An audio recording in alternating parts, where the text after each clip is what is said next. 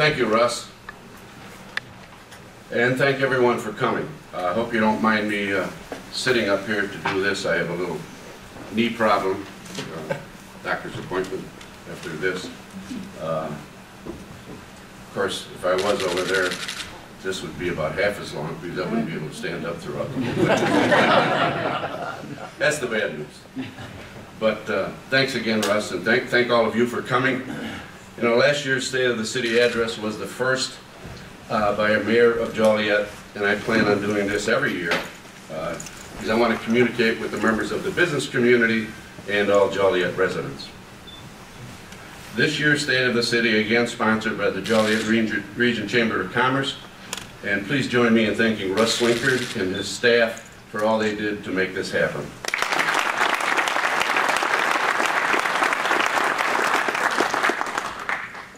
And as Russ said, I hope all of you will join us for a little breakfast after this is over. 2 years ago, before I took office, the City of Joliet was facing a $17 million budget gap. During my campaign for mayor, people would ask me the same questions. Are you crazy?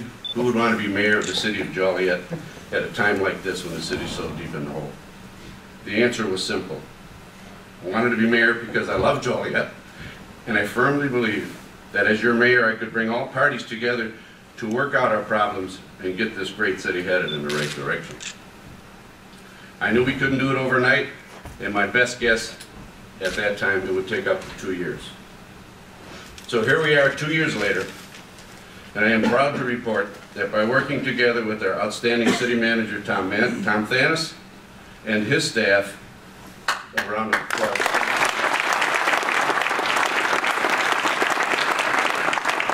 With the members of the Joliet City Council, as well as organized labor, the City of Joliet is stable. We are stable because we have successfully balanced the 2013 budget without a tax increase or cutting city services. It's been a long process filled with tough decisions, difficult compromise, and hard work, and I would like to publicly congratulate everyone who helped me get this job done. Let me be clear. Make no mistake, stable, don't mistake stable for financially secure. Our budget may be balanced, we are not even close to long-term financial security, and we still have to watch our spending.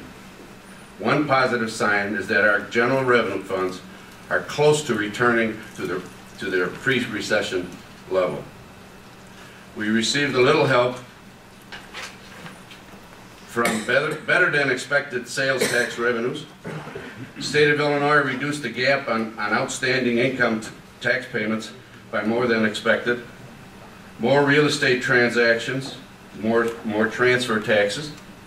Building permits are up. Hotel motel taxes are up thanks to the increase in tourism. What has not helped is the yearly reduction in gaming revenue. And gaming revenue is down because the number of licenses are up, and we are about to receive more. Senator Terry Lynch's bill is to expand gaming in Illinois was voted out of the executive session and now goes to the full Senate. If approved, it will cut Joliet's gaming revenue by 25% a year, or $5 million. We will have to see substantial cuts and make up the $5 million loss. The new bill adds 13 potential gaming venues to Illinois, adding plus the 10 existing casinos. But despite the expansion of gaming, the longest economic downturn since the Great Depression and a devastating fire, both Hollywood and Harrah's remain world-class gaming properties and two of Joliet's major employers. They have been good neighbors, and they continue to reinvest in our city. I thank them all for all they do for the City of Joliet. It would be hard to find anyone, whether they're in a business family, that hasn't been hurt by this recession. We understand this, which is why, more than ever, city government takes a business-like approach to every dollar we spend. And as many business person know, the biggest item in the budget is employees. Over the past year, we have had honest, frank discussions with labor. We have signed collective bargaining agreements with the 2 police unions, 1 fire union, and the other fire union we have a tentative agreement. They have agreed 2 years with no raises, which is going to save the city $2.5 million over the term of the contracts. We have also tightened the belts at City Hall. We are leaner and more efficient than ever before. Although we have worked to reduce current labor costs, we still have some significant pension obligations that we must meet each year for our retirees. As you can see, they have greatly increased over the past few years and will continue to do so. Our business-like approach applies to everything we do, including procurement. For example, we recently contracted with a firm to manage every computer printer in City Hall. The end results of $33,000 savings. The results of our commitment to cutting costs are beginning to show. Over the past 2 years, Joliet has gone from a $17 million deficit to our current $30 million reserve fund, or a 2-month operating budget. We would like that to be more, but there are many cities that have less. Despite seeing a drop in our major revenue streams, we have not been dormant during the recession. If we spend money, we spend it wisely, and we find smarter ways to fund our purchases. Let's start with the recent makeover of the City Council chambers. That included technology facelift that allows for better audio and video presentations. It allows residents to watch City Council meetings live or review past meetings on their schedule on the city's website.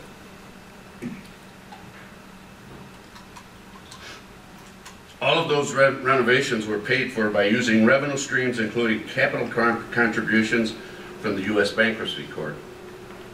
So instead of this room being dark most of the time, it is used almost every day of the week. Joliet City government is more transparent than ever. Joliet City government is more transparent than ever thanks to our new website and interactive features. The agenda packet is available online before each council meeting, and the city's checkbook is posted online for everyone to see. Videos of all City Hall meetings are available for viewing any place in the world. There's also a searchable feature that allows viewers to find specific topics of the meetings. And if you haven't been in downtown Joliet for a while, you may have noticed that work is well underway for one of the biggest development efforts Joliet has seen in a long time. Entertainment will always be our downtown's primary attraction, thanks to the beautiful Rialto Square Theater, our great restaurants, Silver Cross Field, and many special events. But over the next few years, downtown will also become known as a center for transportation and education. First, transportation. The Joliet Gateway Transportation Center, a $55 million project that was fully funded before we broke ground last year. The entire development, which will include the existing Union Station, will cover 6 city blocks. This will be the first stop on the high-speed rail out of Chicago.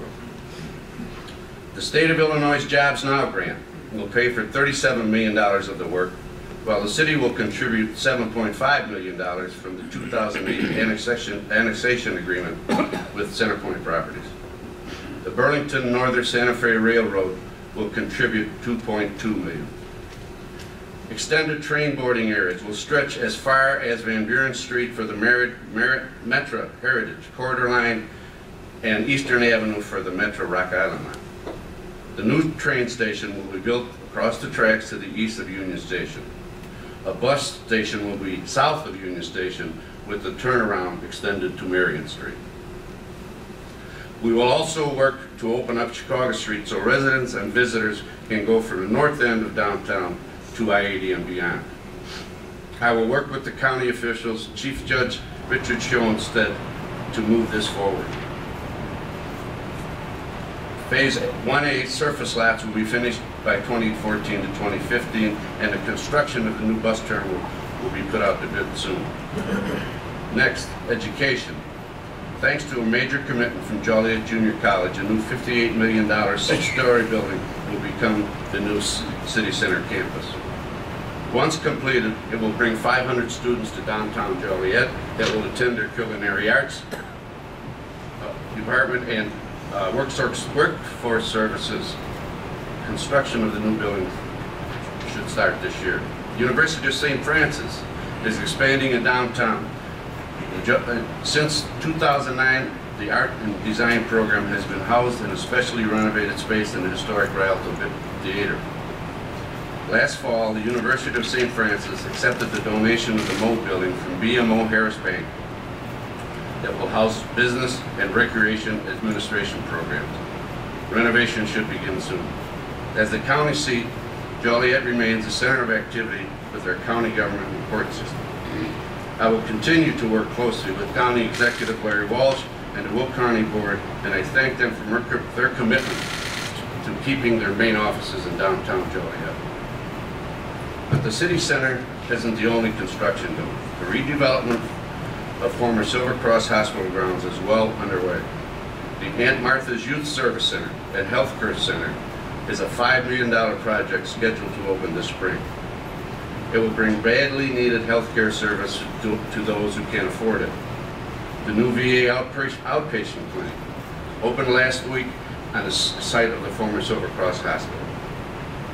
The new clinic is 6 times larger than the former clinic and will provide convenient access to the latest medical care for those 6,000 brave veterans who receive local health care each year. Across the street from the new VA clinic is where the Canadian National Railroad would take the outdated EJ&E rail yard from the early 1900s and turn it into a modern intermodal facility. This is a multi-million-dollar project that will create hundreds of construction jobs and permanent jobs once completed. It is no secret that in just a few short years, the railroad and transportation industries have become important elements to Joliet's economy. The Centerpoint Intermodal Center is the single largest investment ever made in our city, and the investment has worked. Centerpoint is the nation's largest inland port and is also the 3rd busiest port in the United States, with 17 million square feet of warehousing space, serving companies such as Home Depot, APL, DeLong, Stepan, and Union Pacific. Why is Centerpoint so attractive to these major corporations? It takes 70 to 100 hours for freight to travel from the West Coast rail facilities to Joliet. Then it takes another 70 to 100 hours for that same freight to travel by rail from Joliet to the eastern edge of Chicago. By locating a distribution center facility at Centerpoint, companies can bypass the congestion of Chicago rail traffic and deliver their goods faster and cheaper. Last year, Centerpoint had 600,000 lifts. This year, they are expected to do more than 1 million. Centerpoint has been a good neighbor and a great corporate citizen. They have performed significant road and infrastructure improvements in and around the intermodal. And they also created jobs and tax revenues for our schools. These are permanent, good-paying jobs with businesses that are also high consumers of utilities. This translates into greater revenue for Joliet through the utility tax. Another major project that will happen soon is the combined sewer overload, CSO. This is a federally mandated project that's going to cost the city $50 million. We're going to have to put an 8-foot tunnel under the Plains River that will connect the near west side storm sewer to the east side sewage treatment plant. We are currently working with the state of Illinois for a low-interest loan. No bonds will be issued, and water rates will not go up to fund this project. Construction projects in downtown and throughout our city are real and will have a positive effect on our economy. They have a combined total value of several hundred million dollars. They will employ hundreds of local union construction workers and bring good-paying jobs when they are completed. So for those who are saying we need to rebuild Joliet, all I want to say is wake up, smell the coffee, the shovels are in the ground, the workers are on the job sites, the rebuilding has begun, and we are using non-traditional ways to fund them, and there's much more to come.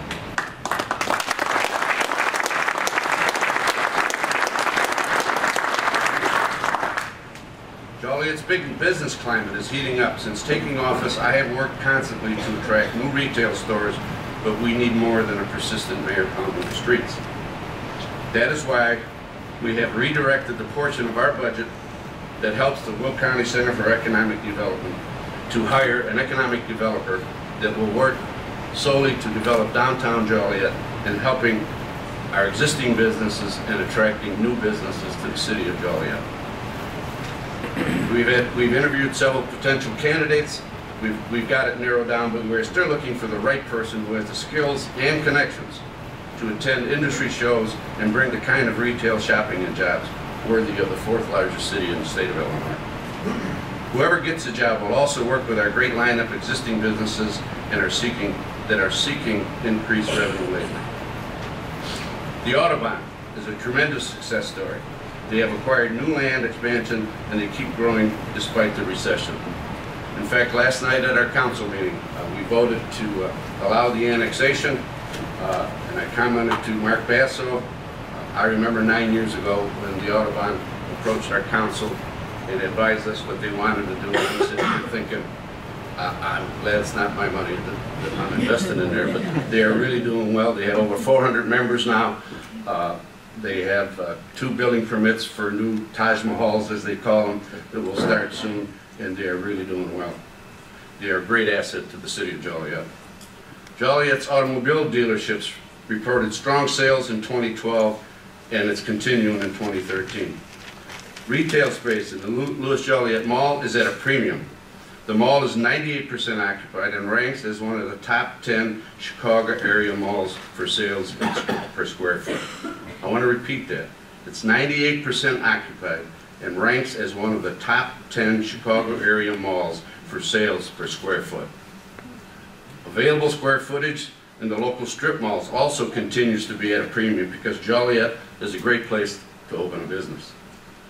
Chipotle opened last year on Plainfield Road near the mall, and they have a line out the door almost every day. I worked hard to bring Tony Finer Foods here. We went up to visit their store. Of course, it helped that the gentleman's name that runs them is Dominic Gambino. We hit it off right away. We invited them here. They have 9 stores in the area, and the grand opening here in Joliet was the biggest one they had of all 9. The intersection of Route 59 and Keaton Farm Road has become one of Joliet's busiest, from traffic counts to retail sales. The Jefferson Street corridor is reporting strong activity. A Tuesday morning store will open soon in the Northridge Plaza on Larkin Avenue. And I'll be honest, I had to ask Jim what a Tuesday morning store is because I had no clue. So. Hamburger lovers will be happy to hear that Five Guys is set to open April 15th in the former KFC store across from Steak and Shake. We lost my Gopher store last month. It was the only one of its kind in the United States, and we have been talking with various people to redevelop that area, including the parking lots on the outskirts of the mall. The Cass and Collins Street shopping corridor is also doing well, and the east side presents one of our greatest opportunities to grow. And speaking of the east side, the Woodruff Road realignment is bringing construction jobs to the area, reducing the frustrating wait at the railroad crossing for the freight trains. The Collins Street prison continues to be a challenge, but I want to personally thank Representative Larry Walsh Jr. for helping us connect with the state officials so we can try to secure the building and find a long-term solution. I want to just announce we have someone that's very interested in that piece. He's got some great ideas, but first we need to get the state to turn it over to the city of Joliet so we can sit down and talk with this person. Developing the U.S. Steel site remains a priority with me. We've tried working with the IEPA and U.S. Steel to develop that site. We've run into brick walls. We've made every effort to avoid legal procedures, but I think we're not going to have any option but to take them to court and take every legal step available to us to get them to tear down some of them buildings and clean up that area. In order for any city to secure their future, they must have quality schools. I am proud of our educational institutions and the work our teachers and administrators do. District 86 continues the upward trend of their student achievement scores. Eisenhower Academy has been acknowledged for their academic excellence by Chicago Magazine and the Illinois State Board of Election. They have hired 68 new teachers. The district approved a new 3-year strategic plan to guide them and have successfully increased security in all the school buildings. District 204 has 31 advanced placement scholars and 69 Illinois State scholars this year. They're one of over 300 schools on the Chicago Board advanced list. The College Board's advanced list. Central and West were on the list of best high schools in 2012. JTHS is on the Chicago Tribune's top 100 workplace list. All freshmen received laptops this year, and all students will have them by 2014. And the Joliet Township High School Band is celebrating 100 years of musical excellence.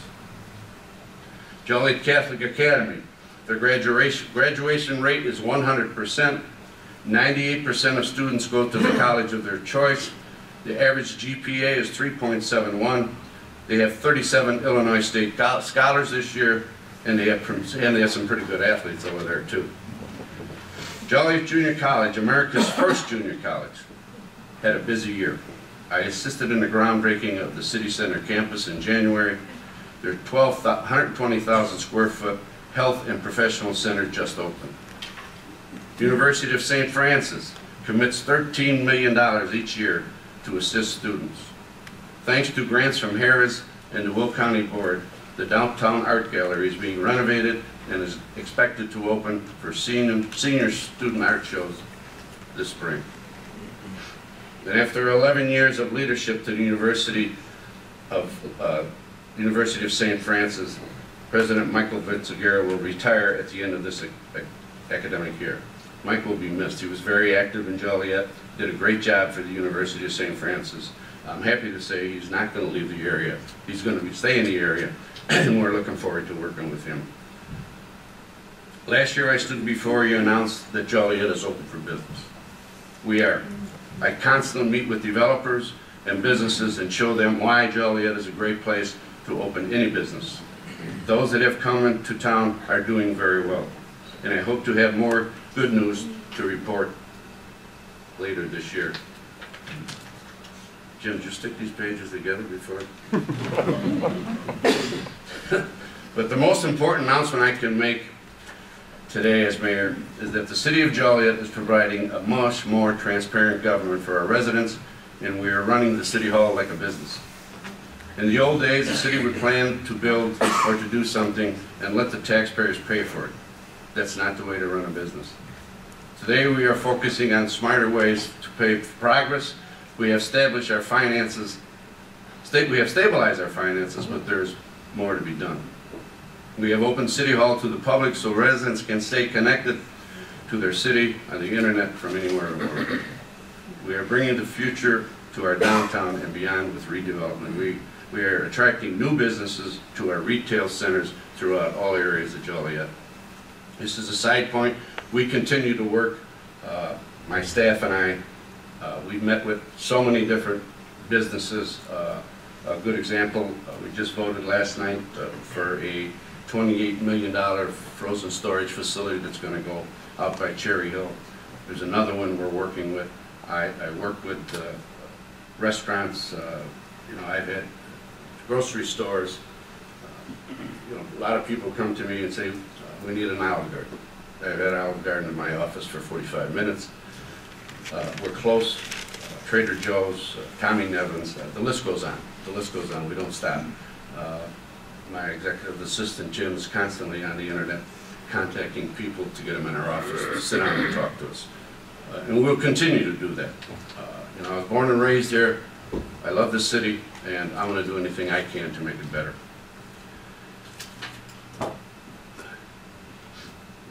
I'm proud of the progress that we have made.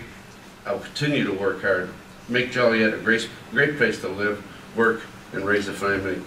And I am honored to serve as your mayor. And thank you very much. And let's go down and eat.